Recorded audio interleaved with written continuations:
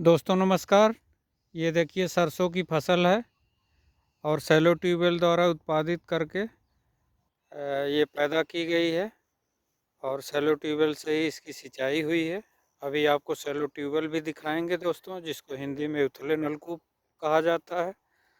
और ये भी देखिए दोस्तों, ये गेहूं की फसल है और ये भी उसी सेलो ट्यूबवेल से सिंचाई करके उत्पादित हुआ है। और दोस्तों ये भी सरसों की फसल है। ये बिना सिंचाई के ही उत्पादित हुई है। ये पीली सरसों है दोस्तों। अगर इसमें सिंचाई नहीं भी की जाती है तो भी ये उत्पादित हो जाती है। पीली सरसों में दोस्तों तेल की मात्रा अधिक होती है, इसलिए कृषक भाई कुछ थोड़ा सा अपना उसको भी लगाते हैं। और ये बाएं साइड में गेहूं है और गेहूं दोस्तों पहली सिंचाई इसकी 21 दिन पर होती है और अगर 21 दिन पर नहीं हो पाती है तो 25-26 दिन तक भी सिंचाई किया जा सकता है दोस्तों। और ध्यान ये रखना चाहिए कि जब भी आपको कोई भी फसल उत्पादित करना है तो कम से कम 2-3 बार उसकी जुताई करके बढ़िया से मिट्टी भुरभुरी करके और नमी रहने पर उसमें बीज की बुआई किया जाए, तभी वो बढ़िया से जर्मिनेशन होता है, तभी अच्छा जमाव होता है।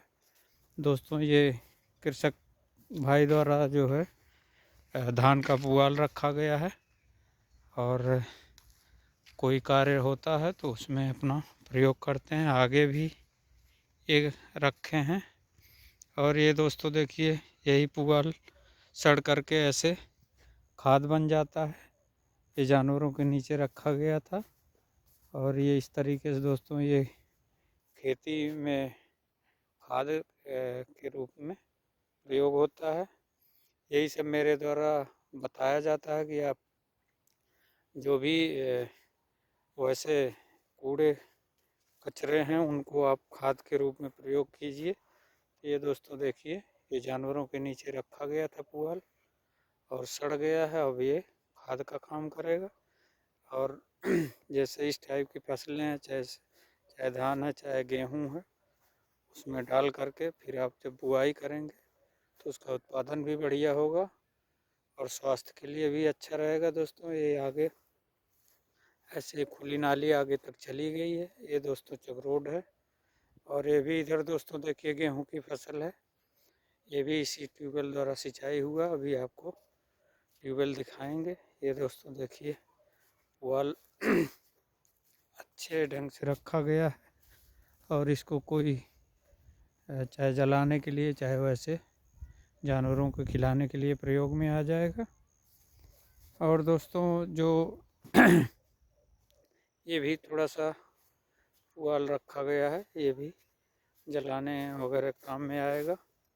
और दोस्तों ये देखिए ये पेड़ है, महुआ का पेड़ है और ये दोस्तों पुराना पेड़ है और इसके जो पेड़ों की जड़ें हैं ये जल संरक्षण के लिए भी कार्य करती है और इससे वाटर लेवल भी मेंटेन होता है। देखिए दोस्तों कैसे दूरी तक ये जड़ें फैली होती हैं। इन्हीं के सहारे जब बारिश होती है तो पानी नीचे जाता है और वाटर लेवल मेंटेन करता है। ये विशाल वृक्ष है दोस्तों और इसका जो फल है आप जानते हैं, इसका तेल लोग निकालते हैं, उसके बाद फिर औषधि के रूप में प्रयोग होता है।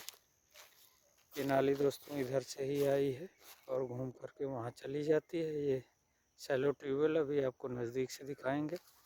इधर भी गेहूं की बुआई हुई है दोस्तों। यही एक सेलो ट्यूबवेल उथले नलकूप है, इसी से सिंचाई करके ये सब उत्पादित हो रहा है दोस्तों। ये भी एक पेड़ है दोस्तों, देखिए इस पे पीपल भी है, बरगद भी है और पाकड़ भी है। एक में ही कई पेड़ हैं और इसकी जड़ें देखिए दोस्तों ऐसे घूम करके एक दूसरे में सटी हुई हैं। ऐसे वृक्ष दोस्तों बहुत कम दिखाई पड़ते हैं। इसमें जामुन भी है और कम से कम मुझे जो देखने में दिखाई पड़ रहा है बरगद, जामुन, पीपल।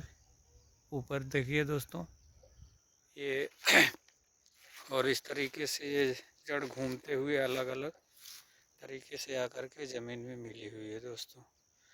तो ये भी एक अलग ही टाइप का पेड़ है, जो कि बहुत दुर्लभ ही मिलता है, मुझे जल्दी कहीं बहुत कम ही दिखाई पड़ता है। और ऐसे वृक्ष प्रकृति के लिए और पर्यावरण के लिए बहुत ही सुनहरे होते हैं, अच्छे होते हैं दोस्तों। और ये भी सरसों की फसल लगी हुई है दोस्तों, ये थोड़ा बाद की है। और अभी आपको ये सैलो ट्यूबवेल के पास आ गए दोस्तों। ये देखिए इसका पंप हाउस बना हुआ है और इसी में डीजल इंजन है और सेंट्रीफ्यूगल पंप यानी पंखा है। और ये इसका दरवाज़ा है दोस्तों, इसी से इसमें ताला बंद है, जब आवश्यकता होती है तो खोल करके इसको चालित किया जाता है दोस्तों। ये पंप हाउस का दूसरे सिरे से आपको दिखाई पड़ रहा है।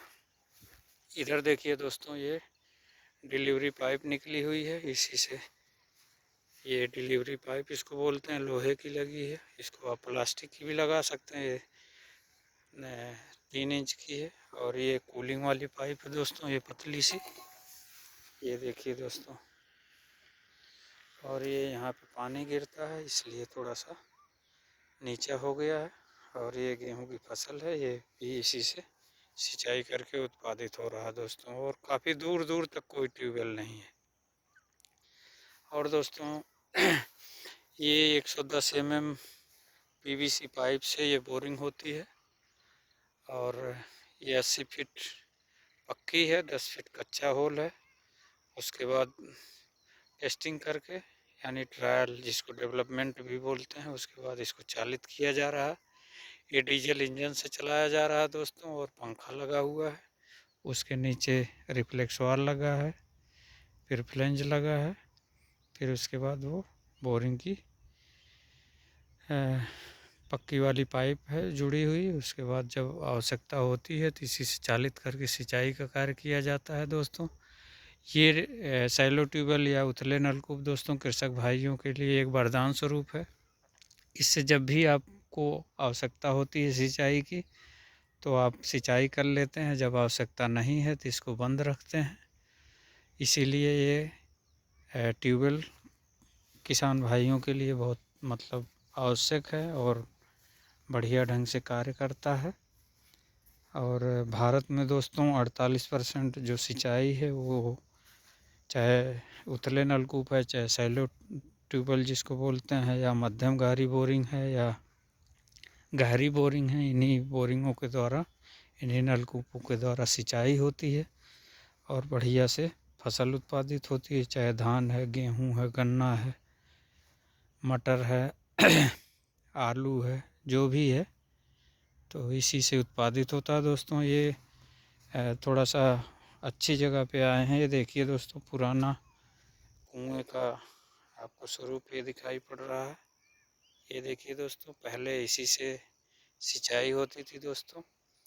और ये जो पानी दोस्तों उसमें दिखाई पड़ रहा है, इसी को वाटर लेवल बोलते हैं, चुआन यानी चुआता भी बोलते हैं। और इसका जो स्टेटा होता है वो नीचे होता है दोस्तों। और ये जो पानी आपको ऊपर से दिखाई पड़ता है, इसी को वाटर लेवल बोलते हैं। यानी रस्सी से डाल करके आप इसमें उसको निकाल के नाप लीजिए, तो जितना गहराई पे पानी होता है उसी को वाटर लेवल कहते हैं दोस्तों। इसमें देखिए छोटे छोटे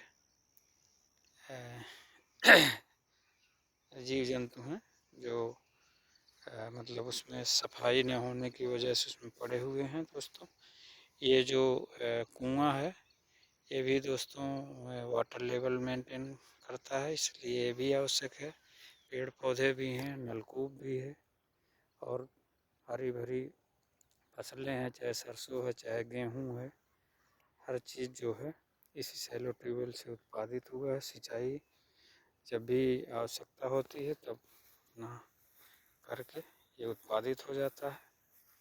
इसलिए दोस्तों ये बोरिंग, ये नलकूप, ये मतलब कृषक भाइयों के लिए बहुत अच्छा है, वरदान है।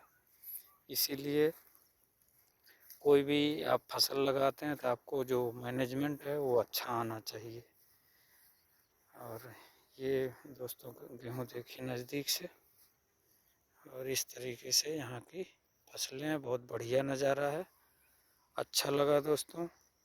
मेरे चैनल का नाम है इंजीनियर 1977 और चैनल पर एक प्लेलिस्ट है इंजीनियर 1977 के नाम से। कृपया चैनल को लाइक कीजिए, सब्सक्राइब कीजिए, कमेंट कीजिए दोस्तों। और मेरी प्लेलिस्ट में इससे रिलेटेड और बहुत सारे वीडियो पड़े हैं, आप उनको जा कर के देख सकते हैं और अपना नॉलेज और अपना अनुभव बढ़ा सकते हैं। और जो कोई आपका सुझाव हो वो भी आप कमेंट में दे सकते हैं दोस्तों। तो इस वीडियो में दोस्तों इतना ही।